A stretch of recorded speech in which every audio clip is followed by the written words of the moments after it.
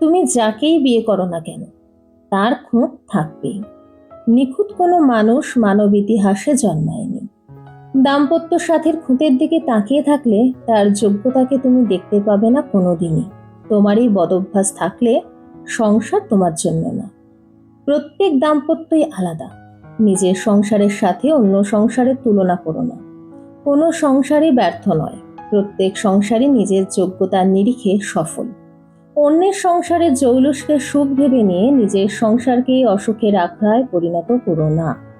পরিশ্রমবিহীন এই পরশ্রী কাতরতার বদভ্যাস থেকে থাকলে সংসার তোমার জন্য নয়। নিখুঁত দাম্পত্য জীবন বলে কিছু নেই। রেডিমেড সংসার বলে কিছু নেই। শর্টকাট দাম্পত্য সুখ বলে কিছু নেই। সংসার অর্থ দুটি মানুষের একই মাত্রার পারস্পরিক শ্রদ্ধাবোধ, বিশ্বাস, প্রেম এবং উভয়ের সর্বোচ্চ শ্রমের সমষ্টি। দাম্পত্য জীবন হলো সেই চারাটি যাকে নিয়মিত পরিচর্যা করলে একটি মহিরুহে পরিণত হবে একসময়, আর পরিচর্যা না করলে ধুঁকতে ধুঁকতে দ্রুতই মরে যাবে। তুমি যদি পরিচর্যার মানসিকতাহীন একজন খামখেয়ালি ব্যক্তি হয়ে থাকো, সংসার তোমার জন্য নয়। প্রেম ভালোবাসাহীন সংসার একটি অভ্যাস মাত্র। এই অভ্যাস একসময় পরিণত হয় দাসত্ব ও মালিকানায়। এই পরিস্থিতির নামই চুক্তি।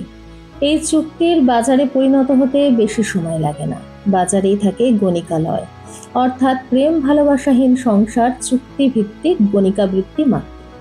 এসব সংসারে ডিভোর্স না হওয়া মানে এই নয় যে এরা সুখী, কারণ ডিভোর্স সবসময় কাগজে কলমে হয় না। ডিভোর্স মূলত আরম্ভ হয় মনে, এবং চিরকাল মনের ভিতরেই এই ডিভোর্স ঘৃণার সাথে রয়ে যায় অধিকাংশ ক্ষেত্রেই।